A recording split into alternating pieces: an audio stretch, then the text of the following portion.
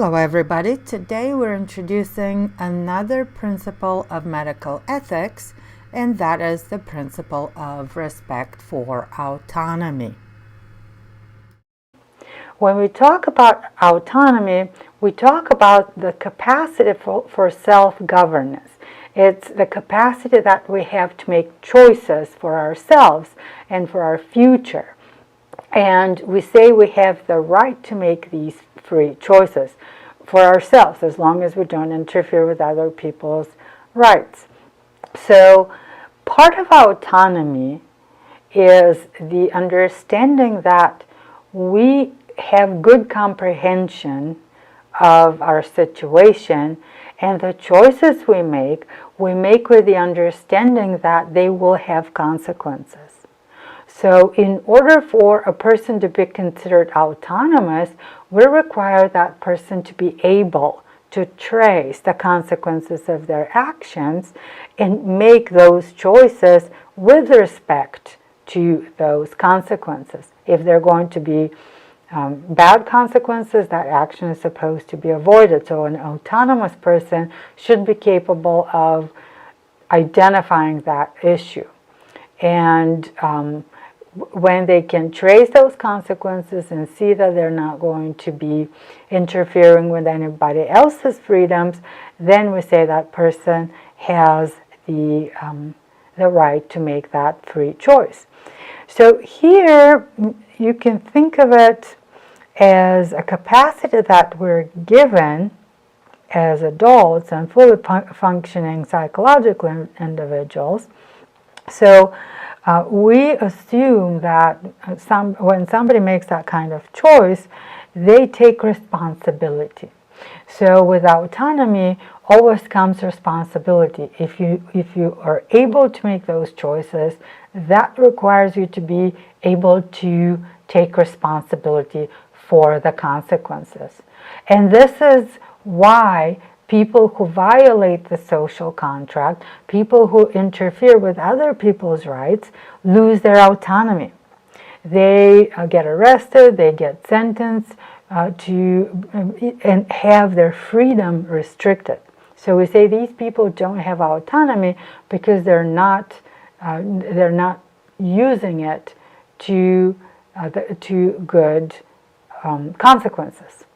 So people who are capable of distinguishing good and bad and making those choices freely to the extent that they don't interfere with other people, we say are autonomous. When that's the case, we say that we have the duty to respect other people's free choices. So we have the duty to respect their autonomy. If they're making their choices without interfering with anybody else's rights, they are entitled to their free choices. So we have to respect them, even if we disagree with them. We have that obligation to respect their choice because they have that right to be autonomous. And then when we talk about rights and duties, here again, you see we're talking about a deontological framework. So again, the principle of autonomy is also specified within a deontological framework.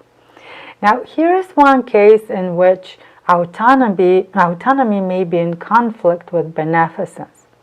We call that Hippocratic paternalism, and that used to be a principle that healthcare providers followed early 20th century, but later on, with some historical developments, which, by the way, we're going to address later on, it was recognized that this principle should be overridden by others. But the way it goes is we say that something is paternalistic. We call something paternalism when we see people making decisions on behalf of other adults that are presumably autonomous, just like they would if they were making those choices on behalf of children. So in a sense, somebody is treating other people as children. And it used to be the case that healthcare providers were treating this way their patients. So they knew better than their patients, so they were making those decisions on their behalf, and then they were only providing them with limited information about their conditions and the possible treatments. So the word paternalism we're going to recognize comes from the word for father. So earlier in Western culture, it was considered that the father, the man in the family, is the head of the family, and everybody else either belonged to that person, which was really the case. It was legally women and children belonged to the man, the head of the house. So that person treated not only their children as children, but they also treated their wives as children. So in that sense, there was this head of the household who was making those decisions on everybody else's behalf. Now, this doesn't mean that the person was bad in any way. So that the idea here is that being paternalistic in this case, you have good intentions, so you are actually taking care of the people in your household. And in the case of healthcare providers, you are helping your patients. You're not depriving them of that autonomy because you mean something bad. You're not violating them in this sense, but you are taking care of them as if they're children.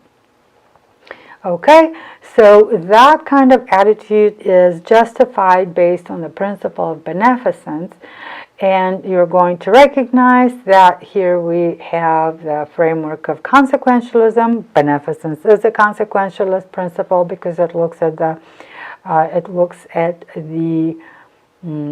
consequences, but also virtue ethics would justify that kind of approach. Well, you mean well. You're paternalistic, just like a good father would be to their family. So your intentions are good. So virtue ethics would also justify this approach. So now we covered 3 principles: veracity, fidelity, and autonomy. And here we're going to look at the way they inform some familiar notions within the context of healthcare. Informed consent is one of the most important ethical principles that guides healthcare ethics, also medical research, which again we're going to talk about later. But now we're going to recognize how the ethical principles of veracity and autonomy justify that kind of applied principle of healthcare. So based on the principle of veracity, healthcare providers have that obligation to tell the truth to their patients. In other words, to inform them. But based on the principle of autonomy, they also have the obligation to respect their patients' choices regarding the course of treatment. So the patient must consent. The patient must agree. The patient must make that choice on the basis of truthful information. So both veracity and autonomy are necessary in order for a patient to give informed consent. So here's how that then breaks down to more specific requirements. So in order for veracity to be met, in order for information to be properly presented, the healthcare provider has to spell out the pros and cons as well as their probability. So here you see that we're looking at the necessary information for the patient to weigh their pros and cons, to weigh beneficence against non-maleficence based on one of the calculus, the kinds of calculus that we looked at, whether it would be maximizing benefits, whether it would be maximizing ratio, or prioritizing non-maleficence. So in order for these principles to be met, the provider has to present pros and cons. then the provider has to present alternative treatment. So here again, we'll continue with that calculation. Which of these treatments is better justified based on the probabilities, based on the other values that the patient has? Cost of treatment is going to be huge. Remember, the value of money may be in conflict with some other value. Then inconveniences have to be considered. So here we're looking at aesthetic values, whether the comfort of the patient is going to be good enough for them to make that decision. How long will that take? So time is going to be important. All of that has to go into the information. Risks for confidentiality breaches, whether the person's biometric, biological specimens are going into a database from which they could be re-identified. That's going to be important to be mentioned. What lifestyle changes would need to be considered. So if somebody is getting an organ transplant, they are committing to a lifelong taking of medications that are going to allow that organ to be accepted by the body. Then the patient needs to be aware of the level of competency of their provider. Is that a resident? Is that a nurse practitioner? Or is it a medical doctor? And then also, funding sources need to be disclosed so it's clear whether there are any conflicts of interest, because many people are concerned about doctors pushing for treatments and medications that they themselves somehow benefit from. So all of that has to be clear so the patient is clear on whether the doctor has that kind of bias or not. So these are the elements of the informed part. So these would be the elements that are going to uphold veracity. But here's what we also need to consider when autonomy is regarded in this case. So we said that autonomy requires a person to be able to analyze the consequences of their actions and make those decisions with that regard. But that also requires a higher level of psychological development. So we need to have a fully functioning adult. So minors are not considered capable of giving that kind of consent because they're not fully developed. So from neuroscience and psychology, we know that the brain development of a 16-year-old is at the level of an adult as far as cognitive capacity is concerned. So 16-year adults could analyze and could understand the amount of information that's given to them. But their brains develop up until their mid-20s. So around the age of 18, the emotional centers in the brain develop. So here, well, at that point, we already don't talk about minors. 18-year-olds have the cognitive capacity to analyze the situation, but also have the capacity to consider their emotions in that situation. But then the brain further develops into the mid-20s to the point where our impulse inhibition centers in the brain develop. So that also is a very important capacity that we need to have, because we're very well aware that many people understand the consequences of their actions, but still cannot control their impulses. So all of these are considerations that are, in a sense, relevant to making those decisions. So for minors, we have identified their parents as the people who are going to uphold autonomy in this case. There is this notion that it's important for children to assent, to agree with their parents who give the formal consent for their treatment. So in cases where mature minors disagree with the course of treatment that their parents are pushing, there are ways for them to get legal exemption from their parents' decision-making abilities. So there will be some of those dilemmas that you may encounter in the context of healthcare, where, morally speaking, we're going to be conflicted. Well, the minor is, let's say, a 16-year-old, capable enough to understand the facts of the situation. So then, if they're in conflict with their parents, morally speaking, it sounds like they should be given the choice to consent to the treatment or withdraw from the treatment on their own.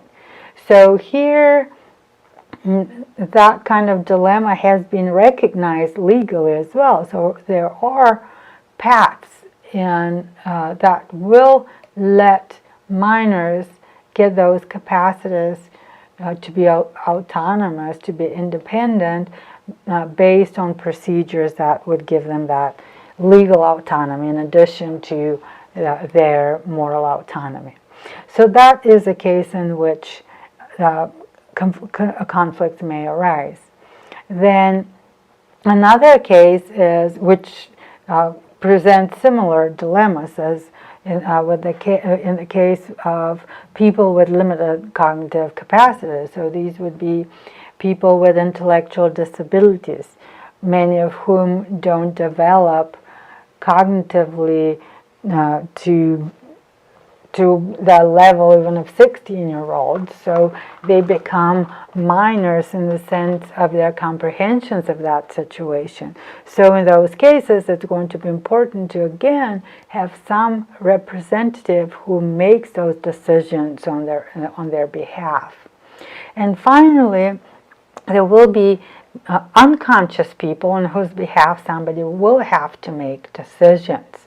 So if the patient is in a coma, but they don't have advance directives, the next of kin will have to make decisions on their behalf.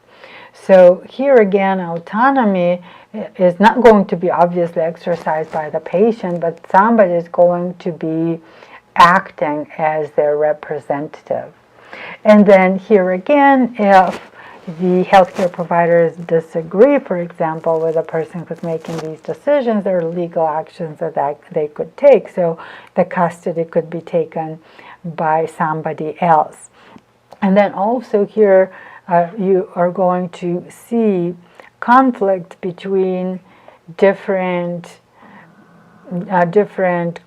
people who are close to the patient, related to the patient, so they may disagree. And here again, there may be disputes that may also have legal implications.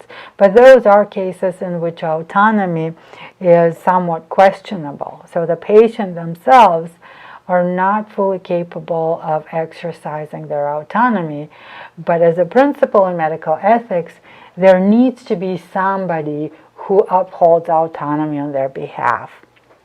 And then finally, there are complications that come with comprehension. So if somebody doesn't fully grasp the information, we can't really say that they're giving autonomous consent. That's not really consent if they don't understand what exactly is happening. So they're not necessarily going to do whatever they're consenting to voluntarily. So these are going to be situations which are rather obvious in cases where the patient doesn't speak the language that the healthcare provider speaks. So there will be those linguistic limitations. This is why it's important that there are multiple interpreters on staff and in different hospitals. But of course, in a smaller rural area, that may be a huge issue if they're not people that are competent in both languages and could interpret this way. So in those cases, healthcare providers need to be really careful not to have a patient sign a form that they don't understand. This could also be a problem with people with lower stages of education. So even though we have a fully functioning adult, even if it's an adult whose native language is the language of the healthcare providers, if they don't have the same level of education, there again may be issues with comprehension. This is why there's a lot of work that goes into drafting that consent form, and psychologists are involved in these drafts, making sure that the language, the educational level that is required to grasp that language is at the elementary school level, so most patients can actually understand what they're being presented. And then again, there could be psychological limitations. There are people with various intellectual disabilities, and then there's also people with mental health issues that may not be cognitively impaired in general, but their mental health state may put them in an impaired position in different situations. So a person who is having a psychotic episode is not necessarily cognitively impaired, but has those limited capacities because they don't have the clear perception of reality, let alone what somebody is reading to them. So in those cases, they're going to be limited in their capacity to give true consent, and that also needs to be admitted. And then we want to see how those principles also apply in the context of the right to refuse treatment. That's a right that's been debated recently in the case of mandatory vaccination. So this is not going to be any news to you, but the principle of autonomy is the principle that again is in the underlies that understanding that patients have the right to refuse treatment. So they're free individuals. They understand the consequences of their decisions. That's why the information here again is going to be important. They do need to be given all relevant information, and if so, and they decide that they don't want to go through with treatment, their autonomy should be respected. So the principle of autonomy justifies that right to refuse treatment. And then that again could be an issue for patients who are either permanently or temporarily incompetent, whether that would be people in a coma or people again that are in a specific psychiatric state of mind, whether that would be psychosis or clinical depression or manic episode. In those cases, patients are not considered fully autonomous because they are not capable of processing the information, even though intellectually they're not impaired. So in these cases, if there isn't next of kin, of course, a legal custodian could be assigned by a court decision. So that is one specific healthcare principle. Here's another one that's very familiar. That's a do not resuscitate order. So the principles that justify that specific healthcare principle, the moral principle that justified, are the principles of autonomy and fidelity. So let's see how that goes. With autonomy, the patient is freely choosing not to receive life-sustaining treatments. So they're not under any kind of pressure by anybody else. They are making that decision out of their own free choice. If that's the case, the healthcare provider has the duty to respect that choice.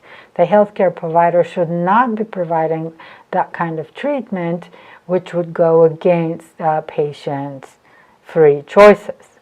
Then fidelity is important here because for a DNR order, the physician has to sign.